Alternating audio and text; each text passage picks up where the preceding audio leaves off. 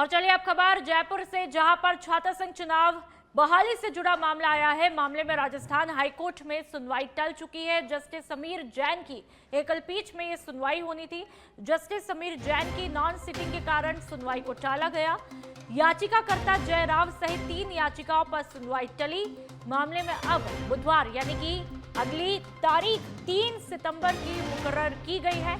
याचिकाकर्ताओं की तरफ से एडवोकेट शांतनु पारिक इस मामले की पैरवी कर रहे हैं।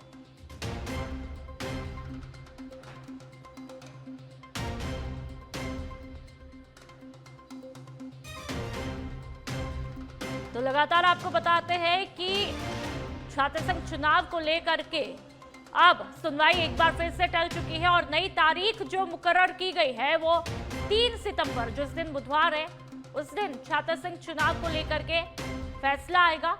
लगातार हम देख रहे हैं कि लंबे समय से छात्रों की मांग है, छात्र छात्राओं की मांग है कि चुनाव करवाए जाए, लेकिन ऐसे में अब ये मामला कोर्ट में, और क्या कुछ फैसला होता है 3 सितंबर को कोर्ट की तरफ से क्या कुछ निर्णय आता है वो देखना बड़ा महत्वपूर्ण रहेगा। और अब झुंझुनू के उदयपुर वाटी से बड़ी खबर, जहां पर छापोली के कदम कुंड में युवक युवती डूबे हैं। यूपी के बताए जा रहे युवक युवती तक अभी कोई भी सुराग नहीं लग पाया है। पुलिस और गोताखोर दोनों को ढूंढने में लगे हैं। उदयपुर वाटी पुलिस मौके पर पहुंची है। कदम कुंड पर बारिश के मौसम में घूमने आते हैं काफी लोग, और ये दोनों युवक युवती यूपी के बताए जा रहे हैं, जो कि कदम कुंड पर बारिश के मौसम में यहाँ का लुत्फ उठाने आए थे।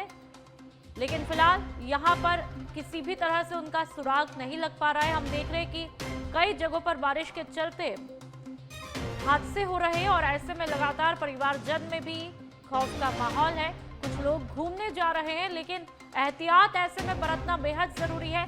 कदम कुंड पर भी बारिश के मौसम में काफी लोग घूमने आते हैं, लेकिन फिलहाल ये मौसम जहां पर एक तरफ खुशनुमा है तो वहीं दूसरी तरफ रिस्की भी है। ऐसे में आप जहां पर भी जाएं पूरी हिदायत के साथ में जाएं। छापोली के कदम कुंड में युवक युवती डूबे हैं, लेकिन फिलहाल अभी तक इनका कोई सुराग नहीं लग पाया है। ये मौसम का लुत्फ उठाने गए थे, लेकिन वहां पर डूब चुके हैं और ऐसे में पुलिस लगातार इनकी तलाश में जुटी है।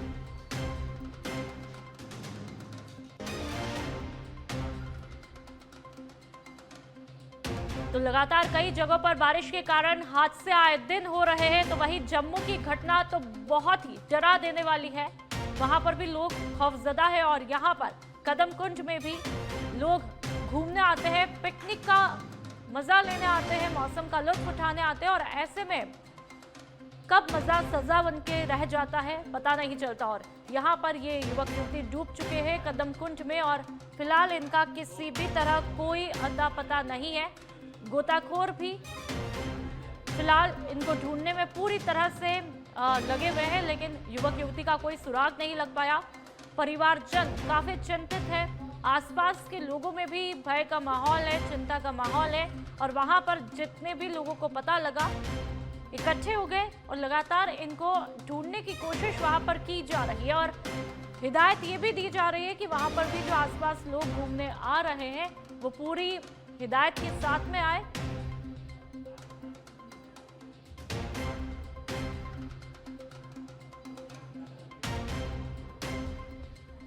और चलिए भरतपुर से खबर, जहां पर दहेज की मांग को लेकर के एक महिला की हत्या की गई थी। पीहर पक्ष ने ससुराल पक्ष पर हत्या का आरोप लगाया है।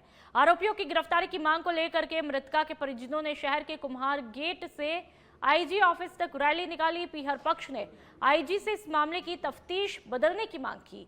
आईजी ने अब इस मामले की जांच सीओ पंकज यादव को दी है। बताऊं मैं कि विगत दिसंबर माह में हमारी बहन गांव बराखुल निवासी सुदर्शना की शादी नगर में गांव है आंखोली निवासी दिलीप सिंह, जो कि आर्मी में कार्यरत हैं, उनके साथ हुई थी। तो अभी 7 माह बाद हमारी बहन प्रेग्नेंट थी, गर्भवती थी 7 माह की। तो अभी एक अन्य महिला के अवैध संबंधों के चलते उसके पति दिलीप सिंह ने उसकी निर्मम हत्या यहाँ उद्योगनगर थाना क्षेत्र में कर दी गई। तो उसी मुलजिमों की गिरफ्तारी मांग के लिए हमने आज जनाक्रोश यात्रा यहाँ पर रैली निकाली है परिजनों ने, ग्रामीणों ने। तो हमारी आईजी महोदय से मांग की कि उक्त जांच को जहां नगर थाने में दिया गया है, नगर सीओ के पास थी, तो उस जांच को भरतपुर में लाया जाए ताकि जांच को कोई प्रभावित न कर पाए। जो कि 7 महीने की गर्भवती थी और एक आंखोली का दिलीप सिंह फौजी था, उसने उसको भूड़ को और उसको हत्या कर दी। ना तो अभी तक अपराधी एक भी गिरफ्तार किया है। जो दिलीप सिंह हमने ही पकड़ के गिरफ्तार करवाया था, दिलीप सिंह को हमने ही पकड़ के पुलिस को दिया था, अब तक कोई नहीं। 11 अपराधी खुले घूम रहे हैं, चैलेंज मार रहे हैं कि हमारा कुछ भी बिगाड़ लो हम धनबल के प्रयोग पे, और सब दुनिया भर को इनको दहेज दियो, फिर भी लाली कार के कारण मार दियो। अब सर ना तो बाकी जगह की पतो पड़ रही कहाँ मारी गई है। और चलिए अब खबर दौसा से, जहां पर गिरिराज महाराज पदयात्रा समिति के तत्वाधान में दौसा से गोवर्धन महाराज की 40वीं पदयात्रा रवाना हुई। ये यात्रा 29 अगस्त को रवाना होकर के 3 सितंबर की शाम गोवर्धन महाराज के यहां पर पहुंचेगी और उसी दिन शाम को पदयात्रा का ध्वज संकीर्तन करते हुए ठाकुर जी को भेंट होगा। गोपाल लाल गुप्ता माहेश्वरा ने बताया कि यात्रा के दौरान सभी यात्रियों को समिति की तरफ से भोजन व्यवस्था रहेगी।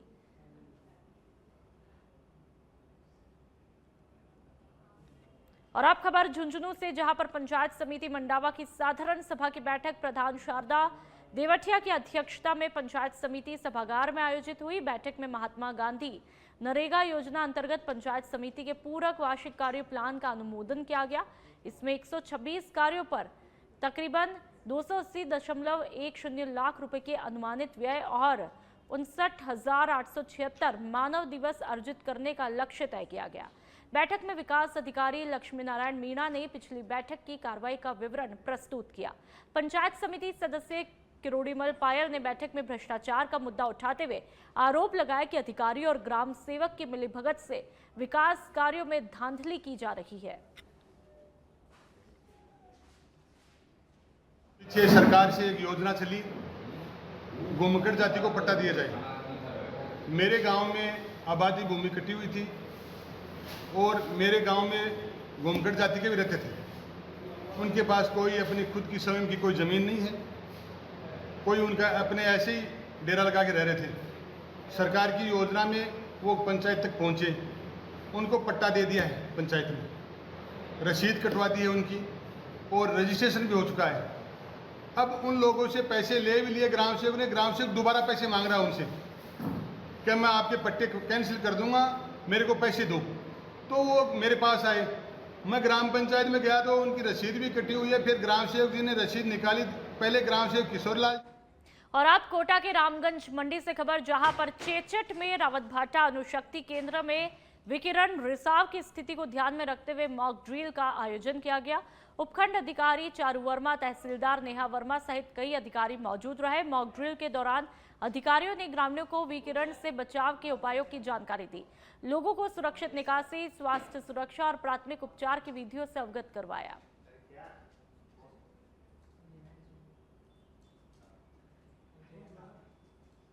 तो रामगंज मंडी में मॉक ड्रिल हुई है। विकिरण रिसाव की आशंका पर यह मॉक ड्रिल की गई।